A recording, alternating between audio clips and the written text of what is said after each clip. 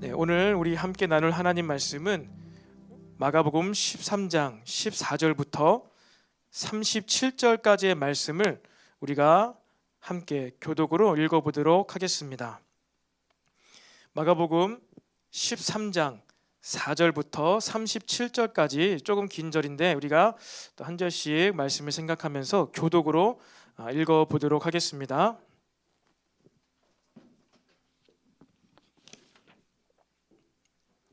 13장 14절부터 37절까지 제가 먼저 14절 말씀을 읽도록 하겠습니다.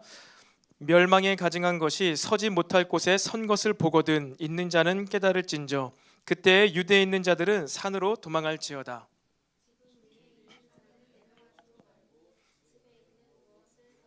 들어가지도 말며 밭에 있는 자는 겉옷을 가지러 뒤로 돌이키지 말지어다. 젖먹이 드는 자들에게 화가 있으리로다. 이 일이 겨울에 일어나지 않도록 기도하라. 그날들이 환난의 날이 되겠습니다. 하나님께서 창조하신 시초부터 지금까지 이런 환난이 없었고 후에도 없으리라. 만일 주께서 그 날들을 감하지 아니하셨더라면 모든 육체가 구원을 얻지 못할 것이거늘 자기가 택하신 자들을 위하여 그 날들을 감하셨느니라. 그때에 어떤 사람이 너희에게 말하되 보라 그리스도가 여기 있다 보라 저기 있다 하여도 믿지 말라. 거짓 그리스도들과 거짓 선지자들이 일어나서 이적과 기사를 행하여 할 수만 있으면 택하신 자들을 미혹하려 하리라. 너희는 삼가라 내가 모든 일을 너희에게 미리 말하였노라. 그때 그 환난 후 해가 어두워지며 달이 빛을 내지 아니하며 별들이 하늘에서 떨어지며 하늘에 있는 권능들이 흔들리리라. 그때 인자가 구름을 타고 큰 권능과 영광으로 오는 것을 사람들이 보리라. 또 그때에 그가 천사들을 보내어 자기가 택하신 자들을 땅 끝으로부터 하늘 끝까지 사방에서 모으리라.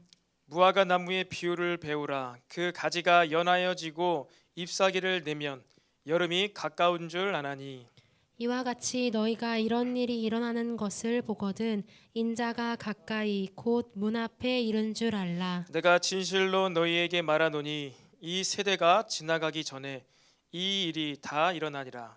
천지는 없어지겠으나 내 말은 없어지지 아니하리라. 그러나 그 날과 그때는 아무도 모르나니 하늘에 있는 천사들도 아들도 모르고 아버지만 아시느니라. 주의하라 깨어 있으라 그때가 언제인지 알지 못함이라. 가령 사람이 집을 떠나 타국으로 갈 때 그 종들에게 권한을 주어 각각 사물을 맡기며 문지기에게 깨어 있으라 명함과 같으니 그러므로 깨어 있으라 집 주인이 언제 올는지 혹 저물 때 일는지 밤중 일는지 닭 울 때 일는지 새벽 일는지 너희가 알지 못함이라. 그가 호련히 와서 너희가 자는 것을 보지 않도록 하라. 함께 읽겠습니다.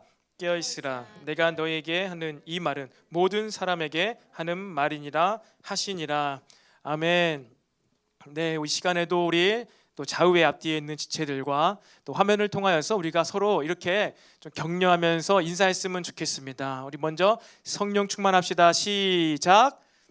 성령 충만합시다. 우리 눈을 마주치면서 성령 충만합시다. 우리 한 번 더 매일 기도합시다. 시작. 매일 기도합시다. 매일 기도합시다.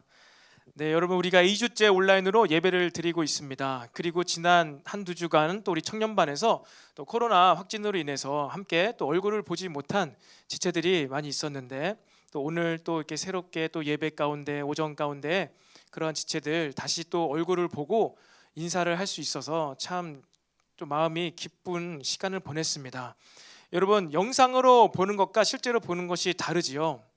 여러분 저와 여러분이 영상뿐만 아니라 실제 얼굴로도 대면하여서 예배를 드리고 함께 함으로 좀 교제의 기쁨을 누릴 수 있는 그런 공동체가 되었으면 좋겠습니다. 우리 여기 기도불은 꺼주셔도 될 것 같아요. 우리가 얼마든지 온라인으로도 예배를 드릴 수 있지만 우리가 얼굴을 보고 주고받고 하면서 대화와 교제를 통하여서 그런 인격적인 나눔이 있는 예배를 드리는 기쁨을 또 우리가 드리기를 원해요. 하나님과도 마찬가지입니다. 형식으로 우리가 이렇게 예배를 드리지만 하나님 아버지하고도 우리가 성령님을 통하여서 인격적인 교제가 있는 예배를 드릴 때 우리는 그 예배 가운데서 기쁨을 누리게 될 것입니다. 그렇게 우리의 내용이 있고 뭔가 안에 것이 있는 그러한 교감이 있는 교제가 있는 예배의 시간이 되기를 축복합니다. 우리는 이 마지막 때 혼란하고 어지러운 이때가 올 때일수록 우리는 하나님 아버지와의 그런 인격적인 만남이 필요해요. 누가 허튼 소리를 하고 누가 어지러운 이야기를 하여도 우리가 진짜 만나봤고 경험해봤고 들어봤다면은 우리는 혼란스러워하지 않을 것이에요. 우리는 이 마지막 때의 모든 일들을 계획하시고 준비하시고 실행하시는 그 하나님을 인격적으로 만나서 이 마지막 때 가운데 하나님의 하실 일들을 바라보게 되기를 바랍니다. 사람들이 하는 그 말 때문에 마땅히 우리가 해야 될 일들을 하지 못하고 혼란에 빠지거나 미혹에 빠져서 근심 걱정만 하다 시간 보내는 것이 아니라 하나님께서 이 모든 것들을 이미 말씀해 놓으셨어.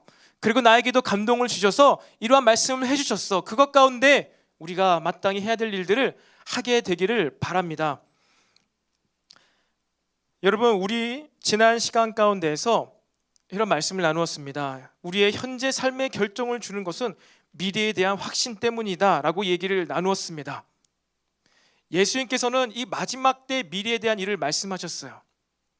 그래서 그때 우리가 무엇을 합니까? 복음 전파를 해야 된다. 회당에 끌려가서 공개 증언을 해야 될 때가 올 텐데 거기선 두려워하지 말고 너의 입술에 할 말을 주시는 성령님을 의지하여서 증언하여라. 증인이 되어라. 그래서 복음이 천국 복음이 만국에 전파되게 하여라 라고 말씀하셨습니다. 마지막 때 여러분 일어날 이 분명한 확신을 갖고 오늘 내가 할 일을 잘 선택하게 되시기를 바랍니다. 특별히 미혹과 갈등과 많은 사람 앞에 서게 되는 그때에 무엇입니까? 복음을 증언하게 되시기를 바랍니다. 여러분, 작년 12월 달에 개봉한 넷플릭스 영화 Don't Look Up이라는 것이 있습니다. 보신 분이 있을지 모르겠는데요. 저도 이제 유튜브를 통해서 요약 본 영화를 보게 되었어요. 그래서 저는 우연하게 보게 되었는데 예전에 나온 영화인지 알았습니다. 그런데 나온 지가 한 두어 달밖에 안 됐더라고요. 그 돈 룩업은 이제 운석 해성 충돌로 인하여서 지구가 이제 멸망하게 되는 그러한 내용을 담고 있습니다. 근데 돈 룩업 이게 말뜻이 무엇입니까? 위를 올려다보지 마라 라는 거예요. 한마디로 이 해성이 정확하게 지구를 향해서 다가오고 있어요. 6개월 후면은 이제 이 해성이 지구와 충돌하게 되는 많은 징조들과 과학적인 어떠한 그런 수치 결과물들이 그 주인공을 통해서 이제 밝혀지고 있습니다. 해성이 발견되었고 그 해성의 속도가 이렇고 각도가 이렇고 지구와 충돌 확률이 너무나 높은 이 다양한 증거와 징조들이 있어요. 그리고 이제 시간이 거의 다 돼가지고 눈을 들어서 하늘을 쳐다보면은 그 엄청난 해성이 지구를 향해서 다가오는 것이 보일 정도가 되었습니다. 징조죠. 부딪히겠구나. 징조입니다. 그런데 그럴 때 이 땅 가운데서 어떤 일이 발생하죠? 그 영화 가운데에서 구호를 만든 거예요. Don't look up, don't look up 노래를 부릅니다. 그러면서 뭐래요? 위에서 떨어지는 해성을 보지 마. 저거는 안 부딪히는 거야. 저거는 헛개비야. 그러면서 그 심판 마지막 때에 대한 것들 아무리 과학자들이 이렇게 얘기해도 듣지도 못하게 만들고 보지도 못하게 만들고 그들의 정치적인 유익을 위하여서 기업의 이윤을 위하여서 마지막 때의 혼란을 일으키지 않기 위한 그런 술수를 쓰게 됩니다. 심판이 오고 있는데 마지막 때가 다가오고 있는데 해성이 다가오고 있는데 그것을 보지도 못하게 만들죠. 듣지도 못하게 만들죠. 근데 내가 안 본다고 해서 내가 그 과학자의 말을 안 듣는다고 해서 내가 그것을 무시한다고 해서 지구로 충돌하기 위해 달려오는 그 해성이 없는 것은 아닙니다. 다양한 징조와 증거물들을 통해서 그 해성은 다가오고 있는 거예요.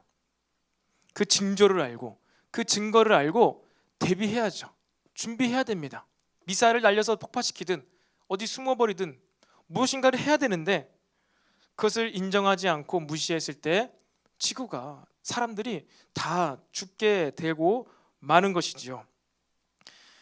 여러분 오늘 말씀은요 13장 이것은요 지난주 말씀에 이어서 계속해서 이 마지막 때에 대한 예수님의 가르침이 계속 설명되어지고 있습니다.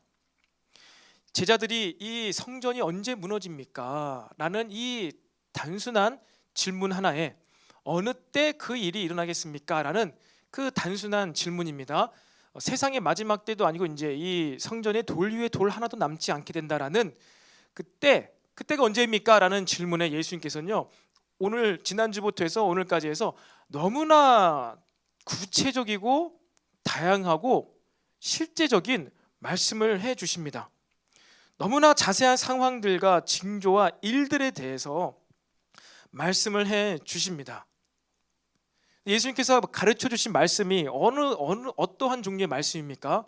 제자들이 때를 물었기 때문에 이 일은 무슨 일이 발생할 때 어떨 때 몇 년도에 몇 시 몇 분 몇 초에 일어날 거야라고 자세하게 가르쳐 주신 게 아니에요. 무엇을 자세히 가르쳐 주셨죠? 징조들, 사인스라고 할 수 있는 이 징조들에 대해서는요 예수님께서 너무나 자세하게 알려주셨습니다. 그리고 반대로 때에 대해서는요 아무도 모른다. 천사들도 모른다. 아들도 모른다. 아무도 모른다는 거. 오직 아버지만 아신다는 것입니다. 때는 모르겠지만 징조는 너희들이 반드시 알아야 된다. 그렇게 말씀하고 있습니다. 그래서 오늘 저와 여러분요 이 징조들 구체적으로 이것을 계속 파면은 끝없이 공부도 할 수 있겠지만 그렇다면 우리는 예수님께서 왜 도대체 우리로 하여금 이렇게 자세하고 다양한 징조들을 주셔서 우리가 무엇을 하기를 원하셨을까? 우리가 무엇을 하기 원하시길래 이처럼 비유와 또 실제적인 말씀을 통하여서 징조들에 대해서 구체적으로 말씀하셨을까? 그 예수님의 가르침의 의도를 우리가 깨닫는 시간이 되기를 바랍니다. 가르침의 지식적인 내용과 정보 그것뿐만 아니라 그 의도를 알아서 우리의 생각과 마음과 행동이 바뀌게 되는 시간이 되기를 원합니다. 여러분 지난 시간에 우리가 13절까지 해가지고 마지막 때 이런 일들이 있겠고 세 가지 일이었죠. 그리고 그때는 천국 복음이 만국에 전파될 것이다 라는 어떠한 큰 프레임에서 큰 틀에서의 마지막 때의 일들을 우리가 말씀을 들었습니다. 오늘은요 마지막 때 가운데 마지막이에요. 마지막 때 가운데 끝을 예수님께서 말씀해 주고 계십니다. 한마디로 이 마지막 때가 다가올 때 이러한 일이 벌어지고 천국 복음이 전파될 텐데 오늘의 어떠한 이 성경책이나 어플 가운데 이 제목이 달려 있죠. 무엇이라고 달려 있습니까? 가장 큰 환난. 그러니까 마지막 때가 오면요, 여러분 성경에서는요 미혹과 갈등과 전쟁과 기근이 점점 줄어드나요? 많아지나요? 많아집니다. 심해집니다. 그러니까 우리가 시간이 흘러서 주님 오실 그때가 되면요 이 땅에 하나님의 나라가 파라다이스처럼 피스, 평화로 점점점 평화의 왕국이 완성되는 게 아니라 이 땅의 모습은 어떻다고요? 미혹과 갈등과 분열과 가족들이 서로 대적하여 죽이면서 이러한 엄청난 어려움이 닥칠 것을 이야기하고 있습니다. 그러니까 평화의 나라가 아니라 하나님의 나라가 오는데 더욱더 임하는데 이러한 분란과 갈등 가운데 하나님의 나라가 점점 임하며 복음이 증거될 것이라고 이야기하고 있어요. 그리고 그 예수님이 재림하기 가장 그 끝 바로 앞에 무엇이 있습니까? 대환란입니다. The Great Tribulation이라고도 하는 대환란, 재난, 환란이 있지만 그것이 심화되면서 최절정 가운데서 극심한 환란이 있을 것을 말씀하고 있습니다. 그리고 그 극심한 환란의 최절정은 무엇이냐? 바로 미혹입니다. 미혹. 그 환란이 이 미혹 가장 큰 미혹 가운데 마지막 때 환란이 전개가 된다는 거예요. 그것이 무엇입니까? 14절의 말씀에 있는 것처럼 멸망에 가증한 것이 서지 못할 곳에 선 것을 보거든 하면서 가로치고 읽는 자는 깨달을진저 있죠. 멸망에 가증한 것, 결국 죽게 될 것이요, 죽음입니다. 사망입니다. 이 사탄의 세력, 사탄을 뜻하죠. 죽게 될 존재, 멸망의 가증스러운 것이 서지 못할 곳에 선다는 거예요. 세워지지 못할 곳에 세워진다는 것입니다. 그래서 혹자는 도대체 이게 무슨 얘기일까? 혹자는 이렇게 얘기해요. 서지 못할 거룩한 곳에 서는 것. 이 땅에서 가장 거룩한 곳이 어디일까요? 하나님의 영광이 실제적으로 임하였던 솔로몬의 성, 다윗의 성이라고 할 수 있겠죠. 예루살렘 성전입니다. 근데 지금 솔로몬의 성전은 파괴가 되었죠. 바벨론 제국에서 파괴가 되었습니다. 그리고 예수님 당시에 헤롯 대왕에 의해서 느헤미야를 통하여서 제2의 성전이 세워졌죠. 그리고 이제 헤롯 대왕이 그 약간 좀 낡고한 느헤미야 때 지어졌던 그 성전을 다시 보수를 했습니다. 보수를 했는데 그 무너졌죠. 그리고 지금 예루살렘 성전 자리에는 무엇이 있습니까? 이슬람 모스크가 있습니다. 황금사원, 지붕이 황금색으로 뒤덮여 있는 둥근 모양의 그 이슬람 모스크 사원이 그곳 자리에 세워져 있어요. 1000년도 더 됐습니다. 그거 세워진 지. 근데 이곳에, 거룩한 이곳에 뭔가 가증스러운 것이, 거짓된 것이 마치 하나님의 성전인 양 세워진다는 거예요. 그래서 뭐 제3성전이건 해가지고 그 땅에, 거룩한 그 땅에 이 거짓된 성전이 세워질 때, 그때가 바로 이 예수님이 재림하기 바로 전의 때가 아닌가, 그것을 나타낸다고, 그것이 바로 징조 중에 하나라고 이야기하는 사람이 있습니다. 어떤 아주 구체적인 사항이죠. 아주 구체적인 내용이죠. 모두가 다 알 수 있는 거잖아요. 그리고 또 예수님의 재림 전에 어떠한 일들이 일어나느냐, 24절부터 27절까지의 내용처럼 무엇입니까? 그때 예수님이 재림하기 전에 마지막 징조로서 무엇이냐면요, 무엇입니까? 하늘에 해가 어두워지며 달이 빛을 잃으며 별들이 하늘에서 떨어지며 하늘에 있는 권능들이 흔들리리라. 그리고 나서 인자가 구름 타고 온다라고 말씀하셨어요. 여러분, 이것은 무엇입니까? 예수님의 이 재림 사건은요, 어떠한 스케일의 사건이죠? 단순히 지구적 스케일이 아니에요. 멸망에 가증한 것이 그곳에 서는 것 정도가 아니라 예수님의 재림 사건은 무엇이라고요? 우주적 스케일이라는 거예요. 해가 어두워져요. 달도 어두워져요. 그리고 하늘에 있는 별들이 흔들리며 하늘의 권능이 흔들린다. 별들이 떨어지며 권능들이 흔들리게 된다라고 이야기하고 있습니다. 실제적으로 빛나는 별, 항성이라고 할 수 있죠. 태양과 같은 그러한 멀리 있는 그 별들이 어떻게 뭐 폭파되거나 어디로 제 궤도를 이탈하고 날아갈 수도 있겠습니다. 떨어지며 우리 지구의 시야에서 사라진다는 것이죠. 그리고 권능들, 하늘에 있는 권능들이 흔들리리라. 여러분, 유대인의 사고방식 가운데는요, 이 하늘에 있는 별들 있잖아요. 이 별자리들, 그 별자리들을요, 이 별을요, 인격화했습니다. 인격체로 여겼어요. 이 별들이 권능을 뜻한다, 영적인 존재로 생각했습니다. 그래서 사단이 타락할 때 지 혼자 타락한 것이 아니라 그 꼬리로 하늘에 있는 별들의 3분의 1을 휘감고 타락했다라고 기록이 되어 있잖아요. 그것이 무엇이에요? 사단이 이제 땅속으로 떨어지니까 어두울까 봐 별들을 꼬리로 감아가지고 땅속을 비추려고 별들을 데려간 게 아니에요. 자신의 세력들입니다. 자신의 세력들을 같이 데려가기 위해서 그 어떻게 미혹을 하든지 해가지고 이 천사들을 타락시켜가지고 나쁜 천사로 만들어가지고 같이 데려갔다는 그 별들이 바로 이러한 존재를 의미합니다.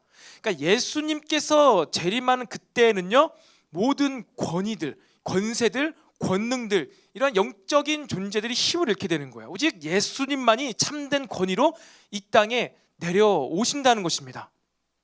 그리고 제자반 때는 배웠지만 예수님께서 재림하시면은 왜 그 권능들, 별들로 비유되어지는 권능들이 힘을 잃게 되느냐? 예수님이 재림하시면 그때 우리 믿는 자들은 어떻게 되죠? 백보자에 앉아서 하나님과 같이, 예수님과 같이 이 땅을 심판하는 권세를 받게 돼요. 권능을 받게 돼요. 1000년 동안, 1000년 왕국이지요. 그러니까 좀 이게 앞뒤 논리 문맥 맥락이 좀 다가옵니까? 마지막 때에 예수님께서 오시면서 모든 이 악한 권세를 흔들리시고 빛을 잃게 하고 이 땅에 구원받은 백성들을 통하여서 백보자에 앉혀서 함께 이 땅을 통치하고 다스리는 그때가 예수님이 재림하시는 그때 일어나는 일이에요. 그리고 그때 어떻게 됩니까? 대추수. 그때 하나님께서 천사들을 보내셔서 이 땅에서 저 땅 끝까지 무엇입니까? 자기가 택하시는 자들을 위하여서 땅 끝부터 하늘 끝까지 사방에서 이러한 자들을 모으신다. 복음이 전파가 되고 증거가 되고 수많은 사람들이 복음을 듣게 된다는 것입니다. 지난 시간에 나누었던 그 본문의 내용과 오늘의 본문의 이 내용이요, 이게 입체적으로 중첩적으로 설명을 다시 하고 있는 거예요. 예수님께서 이전에는 어떤 보편적인 이야기를 하셨다면 이제는 무엇입니까? 아주 액츄얼하게, 실제적으로 프랙티컬하게 이 땅에서 우리가 볼 수 있는 그 어떠한 성전에 대한 부분, 그리고 전 우주적으로도 알 수 있는 사건들을 통하여서 다시 한번 얘기하지만 마지막 때는요, 이렇게 누가 온다, 누가 환상과 계시를 봤다, 뭐 10명이 동시에 같은 시간을 계시를 음성을 들었다 해서 오는 것이 아니라 누구도 흉내낼 수가 없는, 하지만 누구도 다 볼 수 있게끔 명확하게 분명한 사인 가운데 오게 된다는 거예요. 여러분, 이러한 사실만 알아도 우리는 언제 지구가 끝이 난대, 뭐 핵전쟁이 일어나서 바이러스가 다 돌아서 지구가 멸망한대, 인류가 멸망한대, 어떤 디스토피아적 영화 가운데에서 AI가 막 갑자기 똑똑해져 가지고 그 어떠한 인공지능의 이 지능이 너무나 인간을 뛰어넘어서 기계가 인간을 다스리는 그런 시대가 온대. 그렇게 해서 인류가 멸망하거나 지구가 끝나는 것이 아니라 무엇이라고요? 우리 지구의 끝은, 세상의 종말의 때는요, 그러한 것으로 인해서 일어나는 것이 아니라 바로 멸망에 가증한 것이 거룩한 곳에 설 때, 그리고 하늘에 있는 모든 권세들이, 특별히 눈에 보이는 별빛일 수도 있고요, 그런 것들이 힘을 잃고 떨어지며 없어질 때, 그때 우리 주님께서 오십니다. 이 사실을 믿으시기를 바랍니다. 여러분, 이 땅 가운데는 이처럼요, 끝이 있습니다. 이 세상은요, 무한히 지속되는 것이 아닙니다. 끝이 있어요. 심판이 있습니다. 우린 매일매일의 삶을요, 그냥 반복적으로 사는 존재가 아니라요, 이 땅은요, 이 우주는요, 마지막 때를 향하여서 한 방향으로 가고 있다는 사실을 기억하시기를 바랍니다. 그리고 이렇게 혼란스러운 이때에, 많은 징조들, 사인들 때문에 혼란스러운 이때에 미혹이라고 했죠. 아까 멸망에 가증한 것, 이 미혹이 누구한테 찾아온다고 기록되어 있습니까? 이 미혹이 믿지 않는 자들이 아니라요, 이 미혹이 무엇입니까? 할 수만 있거든 믿는 자들도 배교하게 만들기 위해서, 할 수만 있거든 믿는 자들도 하나님으로부터 멀어지게 하기 위하여서 이 미혹이 이렇게 극심하게 일어난다라고 오늘 예수님께서 직접 말씀을 하셨습니다. 미혹이 교회 안에 있다. 미혹이 믿는 자들 가운데에서 그 마음과 생각과 눈과 귀를 어지럽게 하여 가지고 마음을 혼란스럽게 만든다. 그래서 마땅히 해야 될 일들을 하지 못하게 만든다. 이 일들이 마지막 때에 일어나는 징조입니다. 그래서 우리는요, 이것이 미혹인가? 그리고 미혹을 어떻게 대처하는지에 대해서도요, 우리는 알아야 합니다. 관심을 가져야 돼요. 그러니까 미혹 자체에 미혹 당하는 것이 아니라, 이 미혹이 극심한 이때 여기서도 너희가 자고 있는 것을 자고 있으면 안 된다. 깨어 있어야 된다. 깨어 있으라. 깨어 있으라. 오늘 마지막에 예수님께서 계속해서 말씀하시는데요, 미혹에 대해서 무감각하거나 심판을 모르는 것이 아니라 그것을 봐야죠. 알아야 됩니다. 그런데 그것 가운데 깨어 있어야 돼요. 그것 가운데 미혹이 이렇게 극심한 때 우리가 무엇을 해야 되는가? 여러분, 마지막 때가 오면요, 그때가 어느 때와 같다고 말씀에 기록되어 있냐면요, 노아의 때와 같다라고 말씀에 기록이 되어 있습니다. 노아의 때 물심판이 있었죠. 홍수심판이 있었습니다. 그리고 이 땅에 마지막 때 불심판이 또 있게 될 텐데, 그때 상황이 어떠냐면요, 노아의 때와 같대요. 여러분, 노아의 때 홍수 심판이 막 임했을 때 사람들이 어떻게 살았죠? 그때 당시 묘사하기를 노아의 때가 어떠했냐면은 사람들이 시집가고 장사가고 장가가고 시집가고 장가가고 장사하고 물건을 매매하고, 한마디로 무엇입니까? 일상의 생활을 반복했다는 것입니다. 노아의 때 심판의 교훈을 통해서 우리가 알 수 있는 것은요, 바로 무관심인 거예요. 그 심판에 대해서는 무관심한데 미혹을 당했었든 아니면 자신의 욕심에 이끌려서든 무엇을 하고 있습니까? 그들은 이 루틴한 삶, 그냥 수레바퀴 쳇바퀴 도는 일상의 삶을 살았다는 거예요. 마지막 때 종말의 때에 대해서 사람들이 무관심했다는 것입니다. 막 하늘이 어두워지고 막 번개가 치고 비가 올 것 같으면은 노아가 얘기했던 그 말이 사실인가 봐 하고선 각 경계심을 가지고 뭔가 우리가 왜 심판을 받게 되었지? 우리가 잘못을 했기 때문이구나 라면서 회개하고, 그 노아에게도 막 와야 됐을 텐데 심판에 대해서, 마지막 때에 대해서, 하나님 말씀에 대해서 무관심하니까 어떻게 됩니까? 다 물에 빠져 죽게 되는 거예요. 서두에 제가 말씀드린 것과 같이 혜성이 이제 가까이 와가지고 눈에 보여요. 그 꼬리가 보여요. 지구에 부딪힐 것 같아요. 그리고 과학자들이 계속 얘기를 하고 있어요. 그런데도 무엇입니까? 이 정치인들의 말에 언변에 미혹이 되었어요. 그들이 외치는 구호를 같이 외치면서 그 돈 룩업이라는 것이 어떠한 뜻인지도 모른 채 그냥 재밌어서 돈 룩업 하면서 막 이렇게 외치면서 위를 안 보는 거예요. 그냥 일상을 살아갑니다. 경제 활동을 합니다. 시집가고 장가갑니다. 출근을 합니다. 그러면서 다 죽게 되는 것이죠. 돈 룩업 안 번다고 혜성이 사라지지 않습니다. 여러분, 우리가 관심이 없다고 해서 성경에서 말하고 있는 이 마지막 때가 오지 않는 것이 아닙니다. 마지막 때에 대한 기록은 요한계시록에서만 기록하고 있지가 않아요. 성경이 창세기부터 요한계시록까지 있습니다. 요한계시록이 마지막 책이니까 마지막 책에 마지막 때의 이야기가 있겠거니, 아니에요. 성경에는요, 창세기부터 계속해서 마지막 때에 대해서 이야기를 하고 있습니다. 마지막 때에 대한 이야기는요, 성경의 각 권에서 끊임없이 이야기를 하고 있는 거예요. 마지막 때가 올 것이다. 그날이 올 것이다. 심판이 올 것이다. 성경은요, 창세기부터 시작해가지고요, 마지막 때에 대한 얘기를요 수도 없이 반복하고 있습니다. 왜 그럴까요? 우리가 마지막 때를 어떻게 살아가야 되는지를 알기를 원하시는 거예요. 우리는 이 마지막 때에 대한 이야기, 메시지나 요한계시록에 대해서는 너무나 비유이기 때문에, 어렵기 때문에, 잘 이해가 안 되기 때문에, 그리고 뭔가 나에게 당장 도움이 안 되는 것 같아 보이기 때문에, 위로가 안 되는 것 같아 보이기 때문에 관심이 없을 수 있습니다. 요한계시록 강의도 많이 안 되죠. 설교도 많이 없습니다. 그래서 관심이 없을 수도 있습니다.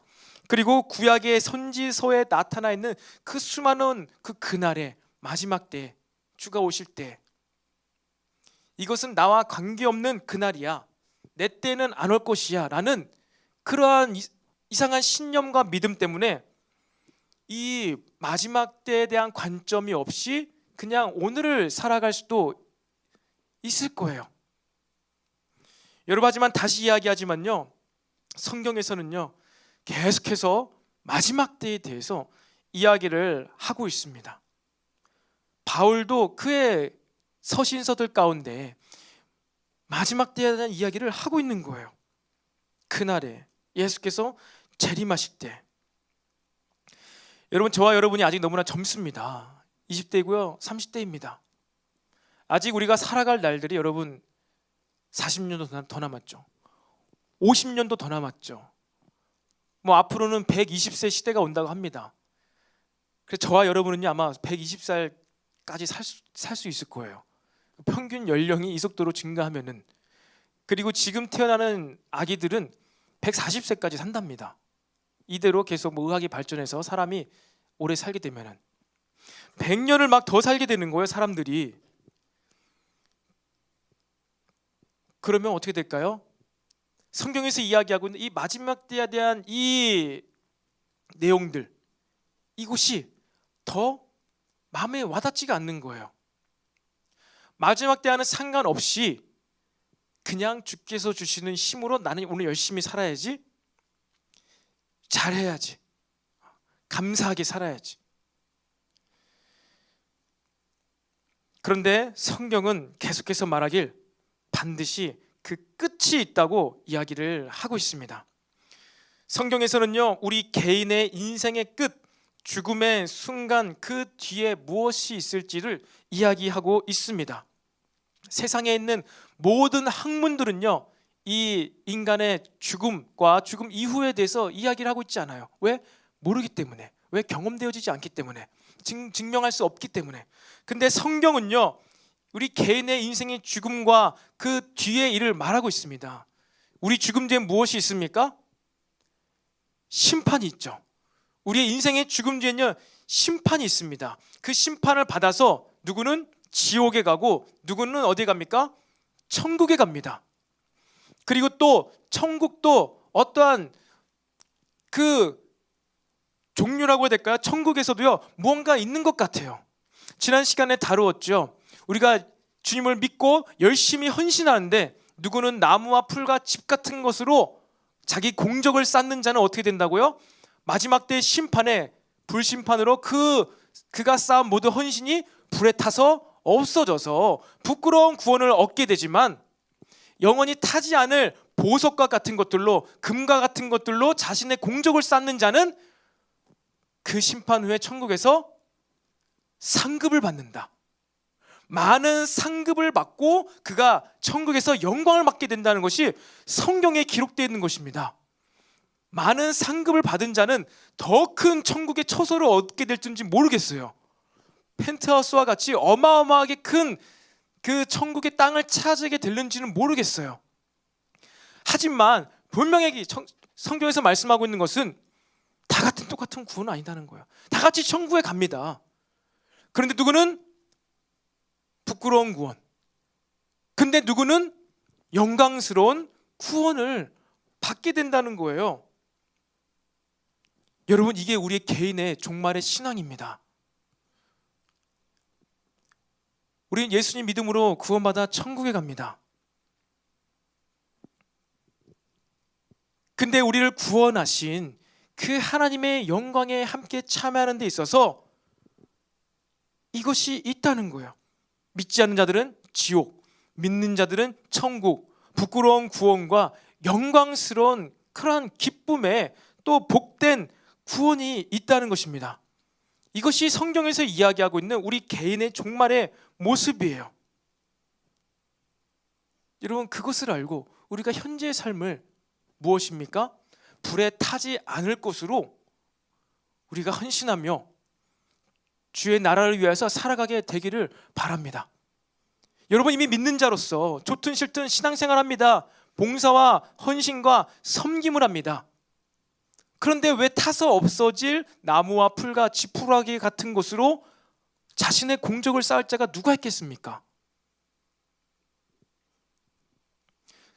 우린 지난 시간에 지지난번에 이것을 다루었으니까 이 나무와 풀은 무엇이고 보석은 무엇인지를 깊게 다루진 않겠습니다. 하지만 불에 타지 않는 그것은요 무엇이에요? 영적인 것이라고 했어요. 과부의 두 랩돈과 같은 전심을 다한, 마음을 다한, 생명을 다한, 전심을 다한 그 섬김이 보석과 같은 공적으로 마지막 때에 하나님께서 주시는 상급이 된다고 우리는 나누었습니다. 그러한 헌신과 그러한 봉사를 하게 되기를 간절히 축복합니다. 이것이 우리의 마지막 때에 대한 믿음 가운데 오늘 내가 어떠한 태도와 자세로 현재를 살아갈지에 대한 우리의 태도와 자세라는 것이에요. 그리고 또 무엇입니까? 성경은요, 이렇게 개인의 죽음 끝 후에 일어날 일뿐만 아니라요, 세상의 끝, 우주의 마지막 날에 무슨 일이 일어날지에 대해서도 얘기하고 있습니다. 아까 전에 이야기했던 것 같이 마지막 때 우주 가운데 이런 일이 일어나게 될 것이야. 그런 것 가운데 예수님께서 호련히 임할 때 우리가 자는 것을 그에게 보여주면 안 돼. 너희들은 깨어 있어야 돼. 깨어 있어야 돼. 이 지구와 우주가 그냥 무한하게 마냥 그냥 이렇게 빙글빙글 돌면서 그냥 그렇게 하루하루가 계속 이어지는 게 아니라 이 마지막이 오고 있어. 끝이 있어. 세상에 끝이 있어. 우주에는 끝이 있어라고 우리에게 얘기해 주고 있습니다. 우리 개인의 종말뿐만 아니라 이 세상에 우주적인 종말도 있다는 사실을 여러분 기억하시기를 바랍니다. 우리의 때에 우주적 종말을 맞이하지 못한다 하더라도 여러분 어떻습니까? 분명히 우리의 다음 세대들 가운데는요, 우주적 종말을 맞이하는 세대가 있을 거예요. 그러면 우리는 개인의 종말의 때를 준비하면서도 열심히 살아가야 되지만 또 어떻게 됩니까? 우주적, 전 지구적인 이 종말의 때, 마지막 때의 징조들을 우리 다음 세대들에게 계속해서 알려주면서 그러한 징조와 종말의 때가 무엇인지 알 수 있는 가르침을 우리는 계속해서 주어야 되는 거예요. 다른 사이비와 이단들 혹은 미혹하는 그러한 사람들에 의해서 미혹당하여서 우주적 종말이 오고는지 안 오는지도 모른 채 돈 눈곱을 외치면서 그냥 시집가고 장가가고 장사하며 경제활동하는 것이 아니라 분명히 여러분과 저의 다음 세대들 가운데에는 우주적 종말을 두 눈으로 보는 자들도 있을 텐데 그들이 그때를 알게 하기 위해서 무엇입니까? 우리의 신앙생활과 이 모든 신앙의 유산을 물려줄 때 항상 우리는 매번 이 우주적 종말의 마지막 때에 대한 가르침도요 해주어야 되는 거예요. 이것이 끊기면 안 되는 것이지요. 그러니까 사도 바울도 예수님께서도 그때부터 초대교회 당시부터 우주적 종말에 대해서도 말씀한 것이 아니겠습니까? 2000년이나 지나서 끝이 안 났지만 그럼에도 불구하고 2000년 전부터 예수님께서는요 우주적 종말의 때와 개인의 종말의 때를요 동시에 우리에게 말씀하고 계신 거예요. 저와 여러분의 마음 가운데, 머릿속 가운데 이러한 두 가지 종말의 때에 대한 마음이 사라지지 않게 되기를 바랍니다. 여러분, 저와 여러분요 이제 알게 되었습니다. 우리 개인의 인생에 끝이 있구나. 영원하지가 않는 것이구나. 내 죽음 후엔 천국이 있으며 그때 내가 받게 될 상급이 주어지는구나. 그리고 이 세상의 마지막 날에 이러한 징조로 인해서 끝이 나고 이 세상은 새하늘과 새 땅이 임하게 되는 이러한 우주적인 변혁을 맞이하게 되는구나. 여러분, 이것이 저와 여러분이 가지고 있어야 할 세계관입니다. 이러한 세계관 가운데 속에서 여러분들은요 어떠한 삶의 목적을 갖고 살아가시겠습니까? 이미 알고 있었습니까? 나는 죽게 될 것이고 이 지구는 예수님 재림하실 그때 멸망하게 될 거야. 이것이 내가 가지고 있었던 종말의 신앙이야. 여러분, 이것을 이미 알고 있으셨습니까? 완전 새롭게 듣는 사람은 아무도 없을 것이에요. 사람이 죽는다는 건 다 알고 있죠. 그리고 이 지구에는 끝이 있다는 것 말씀 통해서 말고는 있었죠. 그런데 오늘 다시 또 여러분 우리는 이것을 듣게 되었습니다. 이러한 때 여러분들은요 이러한 세계관 가운데 어떠한 삶의 목적을 가지고 오늘을 살아가시겠습니까? 여러분, 우리나라 초등학교 가운데 중간고사, 기말고사가 없어졌지요. 여러분 가운데 혹시 초등학교 때 중간고사, 기말고사 보신 분들 계시나요? 저는 보았어요. 몇몇이 고개를 끄덕거렸는데 혹시 안 본 사람 있습니까? 안 본 사람 있나요? 중간고사, 기말고사 중고등학교 때 보는 것처럼 초등학교 때에도 중간고사, 기말고사 손머리 위로 돌리고 이거.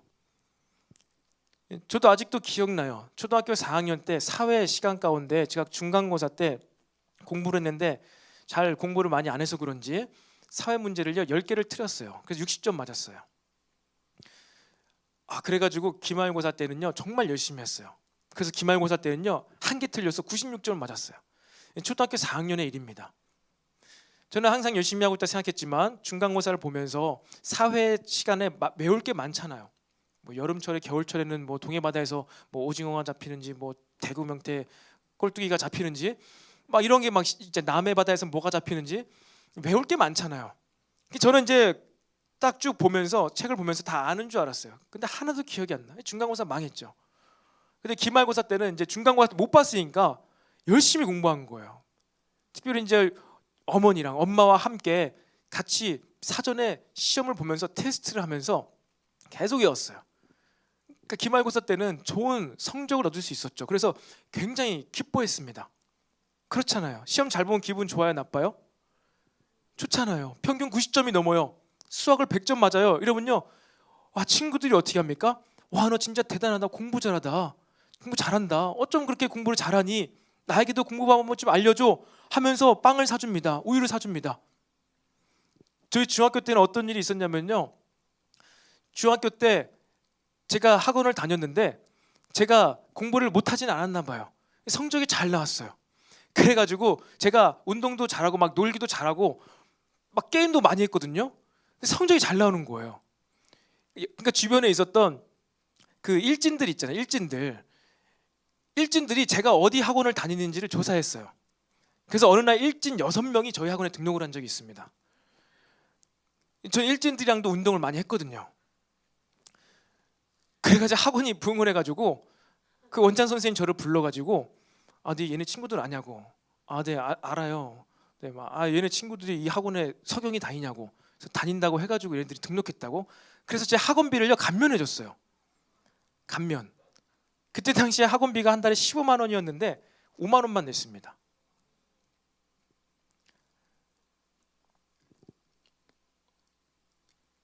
그 기쁨뿐만 아니라 실제적인 혜택도 주어진 거예요. 학원비 아끼는 거예요. 제 개인적인 얘기에서는 미안하지만요, 여러분, 이처럼 시험은요 우리로 하여금 어떻게 하게 만들죠? 잠자다가도 일어나서 공부하게 만듭니다. 근데 지금 이제 초등학교에 시험이 없어진 게 아이들을 점수로 막 1등부터 100등까지 해가지고 줄을 세워서, 이게 좀 무엇입니까? 어린이 때부터 이러한 경쟁 구도와 갈등을 만들고 이것으로 뭐 한 아이의 인생을 평가하는 이런 안 좋은 이 점수와 순위를 없애자 해가지고 중간고사, 기말고사 없앤 것으로 알고 있어요. 제가 뭐 교계에서 교육 쪽에서 일하는 것은 아니지만 순위를 세우고 그렇게 1등부터 100등까지 세우는 건 잘못된 것이죠. 그것은 하지 말되 시험은 있어야 될 텐데 아예 시험을 없애버린 거예요. 시험을, 평가를 없애버린 거예요. 뭐 성성평가, 다른 평가들이 있겠지만 이렇게 긴장을 하고 딱 한 날을 정해가지고 내가 그동안 한 학기 동안 배운 것이 무엇인지 훑어보면서 공부하면서 스스로 이렇게 학습을 할 수 있는 이런 것 자체를 없애버린 거예요. 형성평가 보는데 누가 그렇게 막 긴장하면서 열심히 공부하겠습니까? 혹시 아는 사람 있을지 모르겠지만 일반적으로 그렇지 않잖아요. 중간고사, 기말고사가 있을 때 우리는 내가 이만큼 알고 있는 게 맞는가? 나는 내 기분으로는, 생각으로는 그동안 너무나 열심히 공부를 해왔는데 그것이 진짜인가? 내 이 공부가 진짜 공부인가? 이것을 점검하는 게 바로 시험이라는 거예요. 테스트라는 거예요. 그리고 시험은 딱 한 번 지나가면 다시 되돌릴 수 없어요. 점수는요 평생 남는 거예요. 여러분, 동일합니다. 우리의 개인의 종말을 준비하면서 우리의 개인의 종말은 딱 한 번 있을 거예요. 죽음. 하지만 우리의 인생의 시즌마다 죽을 것만 같은 종말의 때가 있습니다. 우리의 인생의 시즌마다 다시 오지 않을 그 종말의 때를요 우리는 통과합니다. 이것이 나에겐 두 번 다시 오지 않을 기회야. 이런 종말의 때에 대한 태도와 자세가 있을 때, 이것을 알 때 우리는요 현재의 삶에 최선을 다할 수가 있어요. 그렇게 우리는 상급을 쌓아갈 수가 있다는 것입니다. 그냥 우리는 계속해서 또 다른 하루가 시작되는 게 아니에요. 우리는 오늘 예배를 드렸고 다음 주에도 예배를 드리겠지만 똑같은 예배를 계속 드리는 것이 아니라는 거예요. 오늘의 예배를 통하여서 하나님께서 주시는 은혜와 메시지가 분명하게 있는 것입니다. 오늘은 내가 두 번 다시 드릴 수가 없는 그 예배야 라는 종말적인 신앙이 있을 때 우리가 오늘의 예배를요 의미 있게 드릴 수가 있는 거예요. 다음에 내가 또 예배를 드릴 수 있지 하는 그러한 마음 가운데 어떻게 오늘의 예배 가운데 최선을 다해서 하나님의 마음을 받기 위해서 예배를 드릴 수가 있겠습니까? 그러한 마음이 없다면은 좋을 수도 있을 거예요. 다음 주에 어차피 또 예배 드리는데 오늘 한번 말씀 못 들은 거 무슨 큰 의미인가? 그런데 그렇지 않고 오늘은 나의 인생에 한 번 드리는 예배야라는 종말의 신앙이 있을 때 우리는 매번 깨어 있을 수 있어요. 매번 말씀을 들을 수 있어요. 종말적인 신앙이 없을 때는요, 오늘 한 번만 내가 졸지 뭐, 오늘 한 번만 안 드리지가 아니라 그 오늘 한 번만이 계속된다는 거예요. 종말의 때에 대한 태도와 자세는요, 바로 현재의 나의 모습을 준비하면서 결국 나의 지금 현재의 모습을 그대로 갖고 마지막 때를 살아가는 것입니다. 여러분, 이러한 종말의 신앙이 우리 저와 여러분 모두에게 있기를 소망합니다. 개인의 종말도 그 우주적인 종말도 마찬가지입니다. 여러분, 지구와 태양과 달이 계속해서 지구가 태양을 중심으로 공전하고 있지요. 달이 지구를 중심으로 공전을 하고 있지요. 똑같습니다. 똑같은 거리를 유지하면서 계속해서 돌고 있습니다. 그런데 여러분 그거 아세요? 달이 지구로부터 계속 멀어지고 있습니다. 달은요 지구를 도는 데 있어서 매번 똑같은 길을 도는 게 아니에요. 무려 1년에 3.8cm씩 멀어지면서 돌고 있습니다. 3.8cm 1년에. 그래서 수억 년이 지나면요 이 달이 지구의 중력에서 벗어나가지고 목성의 중력에 이끌려서 목성으로 합쳐진대요. 그리고 지구에 달이 없으면 어떻게 되죠? 지구가요 극심한 혼란을 맞고요 멸망하게 된대요. 생명체가 살 수 없는 지구가 된대요. 여러분 처음 듣는 얘기지요? 제가 드리고 싶은 얘기는 그냥 공상강 얘기가 아니라 여러분이 그냥 막연하게 생각하고 있는 이 우주가, 이 지구가, 천체 물리학 천체가 그냥 계속 똑같은 자리 맴맴 도는 것이 아니라 무언가 마지막 때를 향하여서 점점 진행되고 있다는 거예요. 한마디로 하나님께서 이 우주를 창조하셨는데 정적인 상태로 그냥 이렇게 평생 영원토록 지속될 것으로 만든 것이 아니라 태양도 점점 커져서 폭발하게 되고 지구와 달의 관계도 달이 지구로부터 조금씩 점점 멀어지게 만들어서 우주적으로도 지구에 더 이상 생명체가 살 수 없는 그 방향으로 가고 있다는 것입니다. 그러니까 하나님께서 이렇게 만드신 거예요. 우리 인간 개인의 종말뿐만이 아니라요 모든 이 우주상에 있는 피조물들이 하나님께서 만들어 놓으신 종말의 때를 향하여 나아가고 있다는 거예요.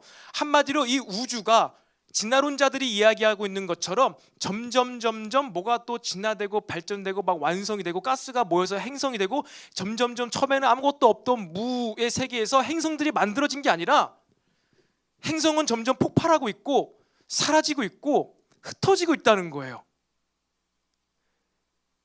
무언가를 향해서 혼란을 향하여서 그러니까 하나님께서 정해놓으신 혼란이죠. 마지막 때죠. 그것을 향해서 이 모든 피조물들조차도 그 목적을 향해서 하나님께서 세우신 그 방향성을 향하여서 움직이고 있다는 거예요. 그러니까 아시겠습니까?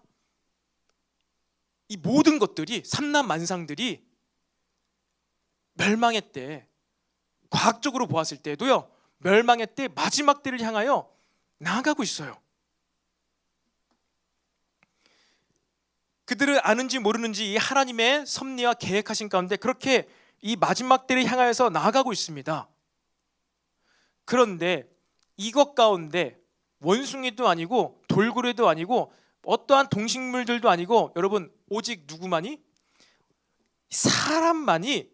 오직 사람만이 이것을 알 수가 있게 창조되었어요. 믿음이 없는 과학자들도요 이 우주에는 끝이 있다, 우주가 점점 발전되어지고 막 완성되어져 가지고 막 사람이 만들어진 게 아니라 흩어지고 끝으로 향하고 있구나. 그리고 믿음 있는 우리들은요, 예수님이 재림하신다라는 이 마지막 때에 대해서 알 수 있는 눈을 허락해 주셨어요. 이 사람의 인생과 삼라만상이 마지막 때로 향하여 가고 있구나라는 것을, 그 방향성을 볼 수 있는 눈을 주셨습니다. 끝이 있다. 영원히 사는 것이 아니다.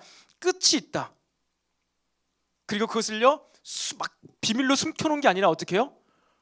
징조를 이렇게 낱낱이 다 알려주시면서 드러내셨어요. 비밀이 아니죠. 드러내셨어요. 믿음 있는 자에게는 비밀이 아니죠. 믿음 있는 자에게 이것이 실제 일어날 일일 줄 알면서 그때를 준비하게 되죠.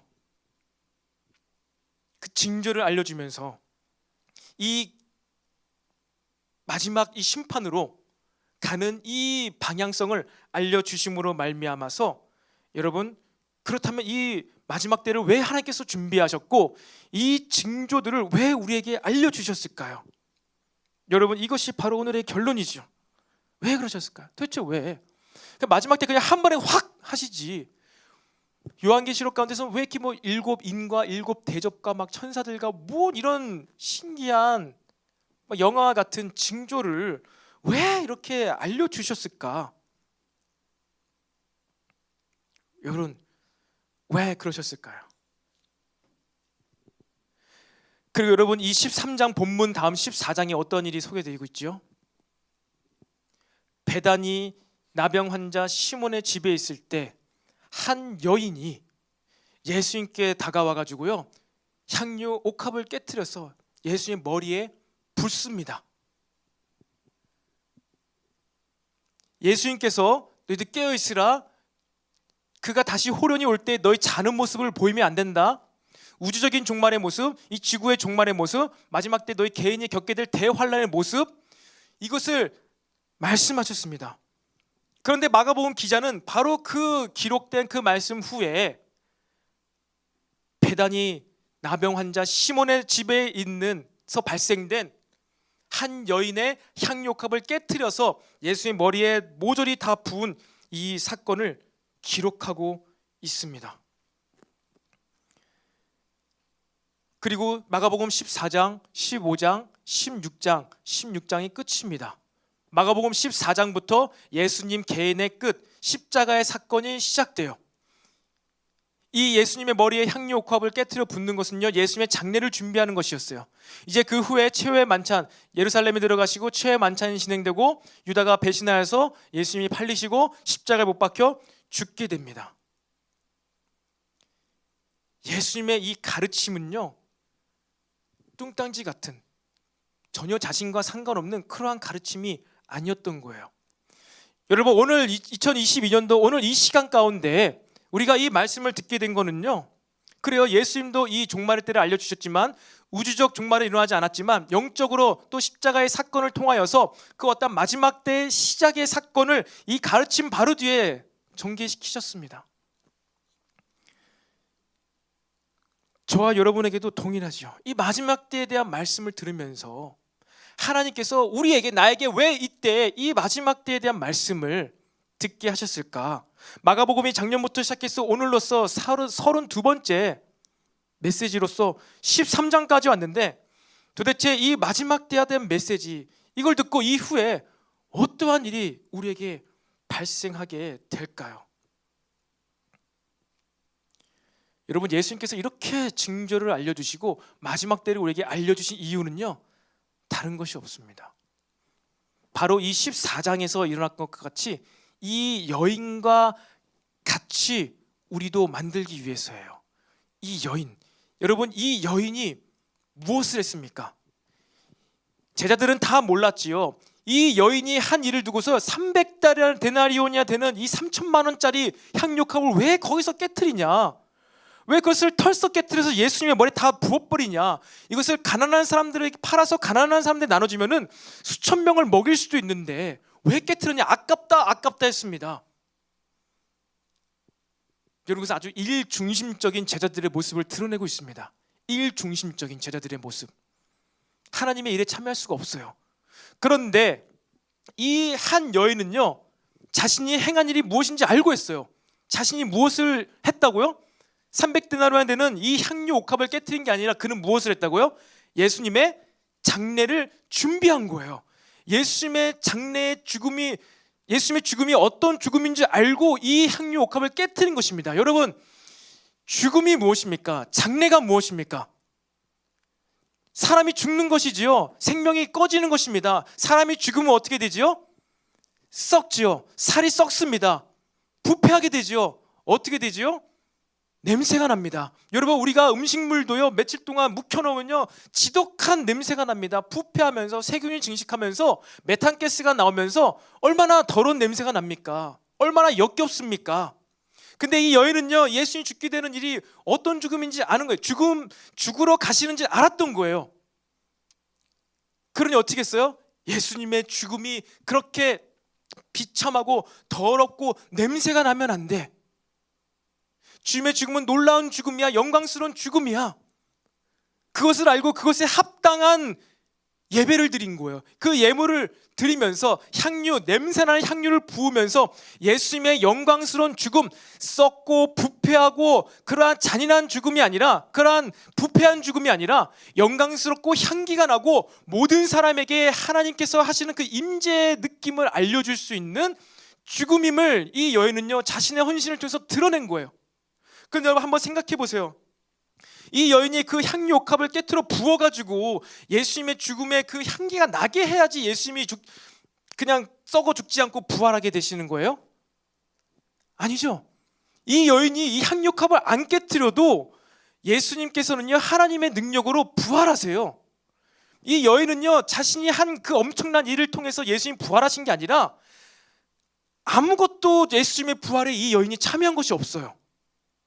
아무것도 1도 없습니다. 그냥 하나님의 능력 그대로 예수님께서는 썩지 않고 부활하세요. 영광스러운 부활을 맛보세요. 그런데 이 예수님께서는 이 여인을 어떻게 만드셨죠? 이 여인이 무슨 일을 하는지 내가 다시 올 때까지 만천하에 드러내 알려라. 이 여인이 한 행동이 진짜 참다운 행동이다. 이 여인은 나의 죽음이 어떠한 죽음인지를 알고 있어. 냄새나고 저주받고 부패하고 썩는 죽음이 아니라 다시는 썩지 않을 아름다운 몸으로 부활할 것을 알고 그것에 합당한 예물을 드린 거야. 그것에 합당한 장례를 치른 거야. 나의 죽음이 어떠한 죽음인지 이 여인은 알고 있었어. 그리고선 그 여인을요, 내가 다시 올 때까지 이 여인이 한 행동을 만천하에 증거하라. 복음이 전파되는 그곳마다 나의 죽음이 어떠한 죽음인지 이 여인이 한 행동을 통하여서 알게 하여라는 거예요. 예수님이 죽고 부활하신 그 영광이 어떠한 영광인지 사람들에게 느낌이 안 올 수가 있어요. 그런데 그 향유 옥합이 깨지고 그 방 안에 이 향유, 여러분, 이 향유 기름, 여러분 이스라엘에서 파는 기름 혹시 이렇게 냄새 맡아본 분 계세요? 저는 집에 이 기름, 이 향유, 이 향기라고 해야 되나? 이 기름이 3개 있어요. 어느 때도 오리 3개가 있는데 팔아요. 이스라엘 가면 아직도 갖고 있습니다. 13년 전인가 구한 건데 아직도 이렇게 바르면요, 굉장한 향기가 막 나요. 방 안에 딱 찍어서 한 방울만 발려도. 그런데 그런 어마어마한 이 향유 기름을요 깨트렸어요. 그러면 그 방 안이 어떻게 될 것 같아요? 그 향기 나는 향긋한 냄새로 가득 차는 거예요. 기분이 좋아지죠. 후각을 자극하니까 기분이 좋아지는 거예요. 자신 예수님의 죽음이 어떠한 죽음인지를 후각적인 방법을 통해서 알게 된 거예요. 그러니까 거기 모인 제자들과 사람들은요, 아, 예수님의 장례가 이러한 죽음이구나, 이러한 놀라운 기쁨이 있구나, 향긋하고 놀랍고 아름다운 것이구나 라는 것을 알게 되는 거예요. 비록 이 여인은 예수님의 죽음과 부활에 대해서 아무것도 도움을 준 일이 없지만 예수님께서는요, 그 여인을요 영광스럽게 만들었어요. 칭찬해 주었어요. 그 여인이 어떤 여인인지 이 마가복음에는 정확하게 나오지 않습니다. 하지만 어떤 여인이었겠습니까? 죄 많은 여인이었습니다. 그 마리아였을지 모르겠지만 죄 많은 여인이었고 비참한 삶을 살았고 버림받은 여인이었을 수도 있습니다. 몸을 파는 창녀였을 수도 있습니다. 한때는, 과거에는, 하지만 버림받았고 비참하고 창녀였던 여자였지만 그가 어떻게 됐다고요? 예수님의 칭찬을 받고 영광스러운 자가 되었어요. 영광스러운 자. 복된 자가 되었습니다. 존귀한 자가 되었습니다. 그의 노력이 아니라 하나님께서, 예수님께서 말씀하신 그 가르침 가운데 마지막 때에 어떠한 일이 발생할지 알고 그것을 귀하게 여김으로 자신의 재산을 털어서 헌신한 그 일로 말미암아서 그는요 영광을 누리게 되었어요. 복된 인생이 되었습니다. 하늘에서 아마 어마어마하게 영광스러운 자리에 있을 거예요. 여러분 이 여인을 만나고 싶지 않으십니까? 됐고 모르겠고 아깝다 그런 마음이 듭니까? 아니면 굉장히 잘했다, 장례를 준비했구나, 굉장히 지혜로운 여인이다, 그걸로 끝입니까? 그게 아니에요. 이 성경을 읽는 이 마가 공동체는요, 와, 저 여인 대단해, 나도 저 여인과 같이 되고 싶어. 지금도 하늘에 그 여인은 도대체 어떠한 여인이었을까? 이름과 그 정확한 것이 안 드러난 게 이 초대교회 당시에 이제 복음이 전파되고 이 예수 믿는 자들을 이제 잡아 죽이는 일이 있었기 때문에 이 의도적으로 이 이름이랑 그런 것들을 안 넣었다고 이제 이야기하는 사람들도 있습니다.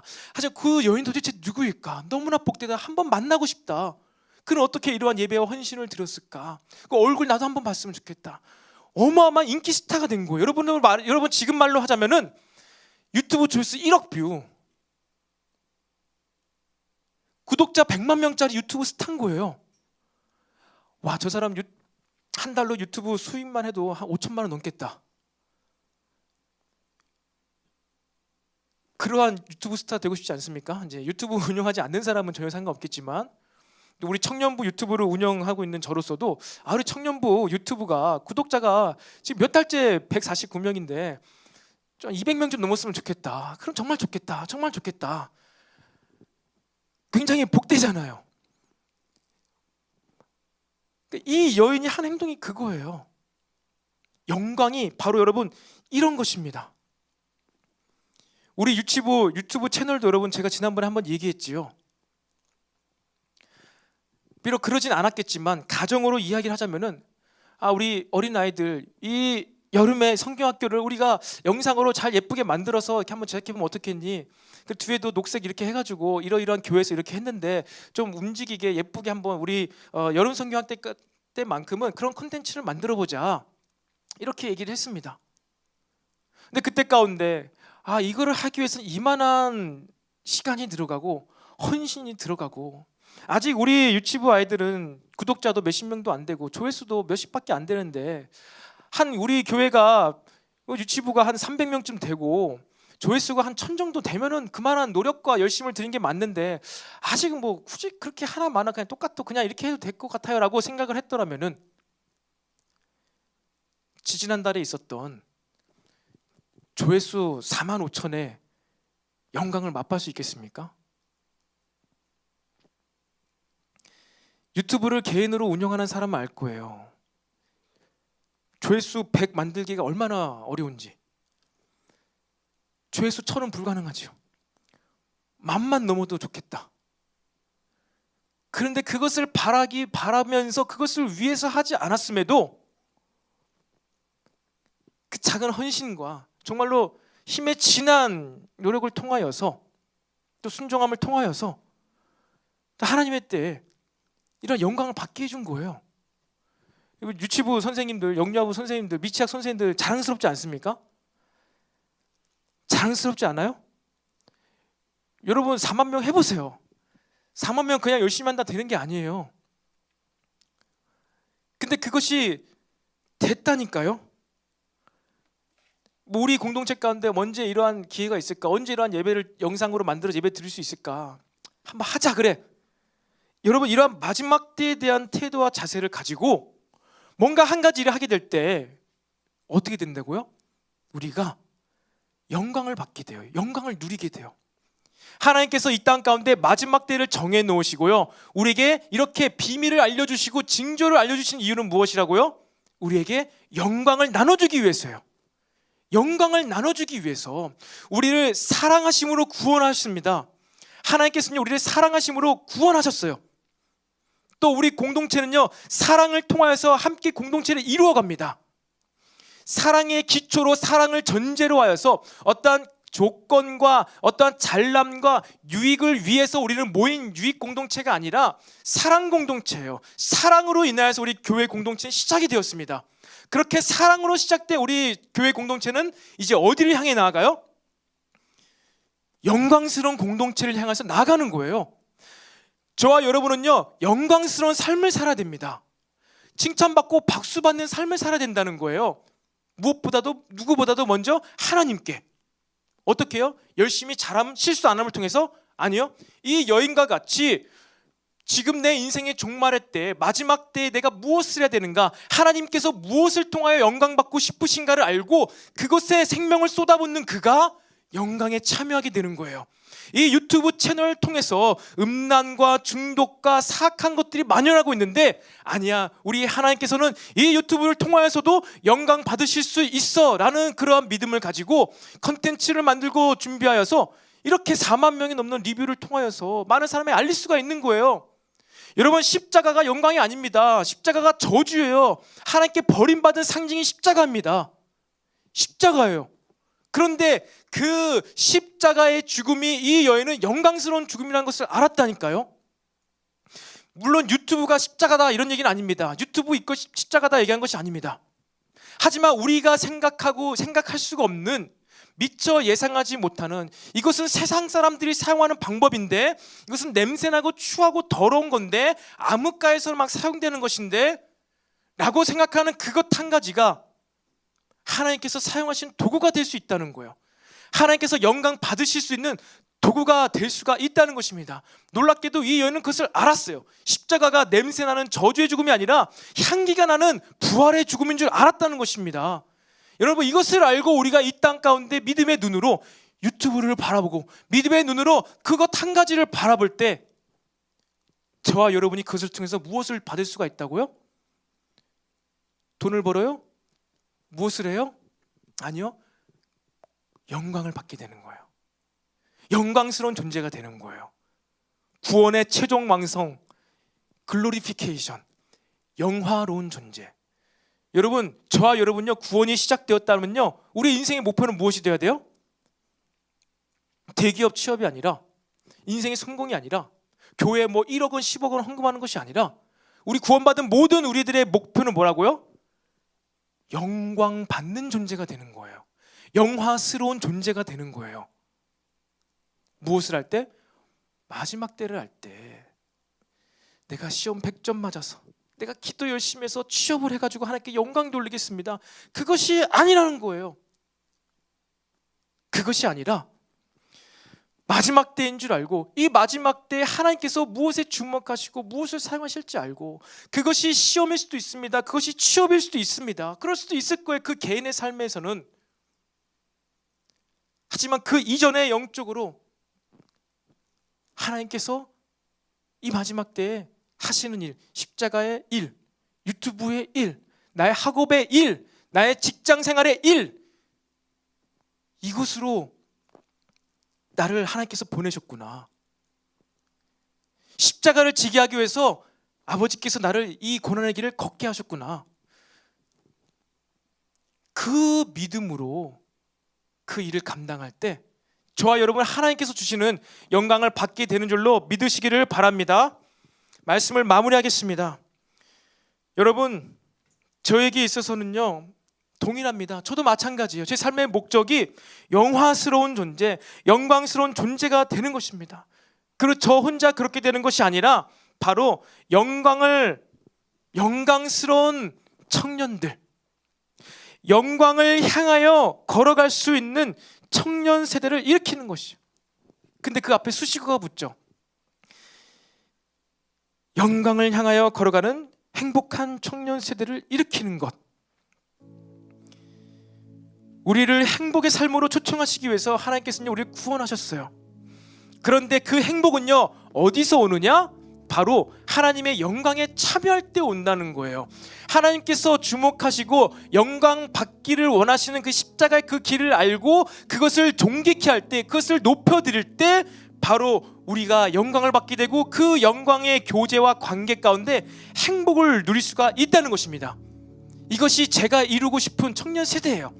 영광에 참여하는 것을 알고, 그것이 영광이 무엇인지를 알고 그것 때문에 행복해 할 수 있는 청년 세대. 세상은 이렇게 해야지 행복해져, 저 집에 살아야지 행복해져, 이 가방을 사야지 행복해져, 이 차를 타야지 행복해져 라면서 끊임없이 광고를 통하여, 연예인들을 통하여 우리를 미혹합니다. 내가 저것이 없어서 불행하구나, 내가 저 집에 살지 못해서 행복이 없는 거야, 나도 열심히 해서 저 집에 살아야지. 여러분 결국 모든 인생은 행복을 위해 살아가고 있지 않습니까? 참 신기하게도 모든 사람은요, 불행하기를 원하는 사람이 없어요. 모든 사람이 다 경찰관이 되고 싶어하는 것은 아니지만 모든 사람은요, 행복하고 싶어해요. 참 신기하죠? 왜 그럴까요? 생각해 본 적 있나요? 왜 나는 상처받기 싫고 행복하고 싶어하는가? 그래서 누가 돈 많이 벌면 행복한데, 저 집에 살면 행복하대. 그래서 그래, 나도 돈 좀 많아서, 나도 저 집에 살아서 좀 행복해야지. 왜 그럴까요? 왜? 답은 간단합니다. 그 행복하기 위해서 창조됐기 때문이에요. 아담은 집이 있어서 행복했습니까? 돈이 있어서 행복했습니까? 타락하기 전에? 아니요. 하나님과의 교제 가운데 하나님께서 맡기신 그 일을 하면서, 동물들 이름을 지으면서 이 땅을 개척해 가면서 행복해했어요. 근데 이 시대에는요, 하나님을 떠남으로 하나님 없이 행복해지자고 하는 거예요. 결단코 하나님 없이 행복할 수가 없다는 것입니다. 하나님 없으면 지옥이에요. 불심판이에요. 여러분, 하나님이 있어야지, 그 하나님의 영광에 참여할 줄 알아야지 저와 여러분 가운데 참 행복이 있다는 사실을 기억하시기를 바랍니다. 그 행복이 먼저는 예배를 통하여서 하나님과의 관계 가운데 우리에게 부어지는 거예요. 예배를 통하여, 예물 드림을 통하여, 헌신을 통하여, 이 배단이 이 나병 환자 시몬의 집에 있었던 이 한 여인의 그 헌신과 예물 드림과 희생을 통하여 그 여인은요, 행복했고요, 영광을 받았고요, 마지막 때까지 이 여인은요, 모든 사람에게 기억이 되는 것이에요. 우리가 천국에 갔을 때 이 여인을 만날 수가 있을 거예요. 얼마나 빛이 날까? 이 여인입니다. 이 여자는 김태희를 닮았을까? 이 여자는 뭐 에스파요? 누구를 닮았을까? 이 형제분들 보고 싶지 않나요? 그러한 이 말씀에 대한 것에 대한 사모함이 없습니까? 자매들이여, 예수님의 육신의 아빠라고 할 수 있는 요셉이 얼마나 멋진 남자였을까? 이 자기를 떠나서 몸을 더럽혔다고 생각할 수 있는 이 마리아와 조용히 관계를 끊고자 하는 이 너무나 진지하고 정말 싸지 않고 입이 무겁고 멋있는 이 요셉은 누구일까? 어떻게 생겼을까? 다 얼굴이 있습니다. 보고 싶지 않나요? 그의 배에는 식스팩이 있을까? 그의 팔뚝은 얼마나 두꺼울까? 근육이 많을까? 머리는 길까? 얼마나 그가 영광스러울까? 여러분, 이 영광스러운 삶이 저와 여러분의 삶의 목표가 되기를 원합니다. 나의 방법이 아니라 하나님께서 정하신 마지막 때 행하시는 이 일에 참여함으로 말미암아 영광을 받아 누리는 해와 같이 빛나는 저와 여러분이 되기를 축복합니다. 여러분, 이 시간에 우리 함께 자리에서 일어납시다. 우리 각자의 처소에서 예배할 때 일어날 수 있는 분들은요, 그 자리에서 일어나서 우리 마라나타 이 찬양을 믿음으로 드리면서 우리 함께 기도하는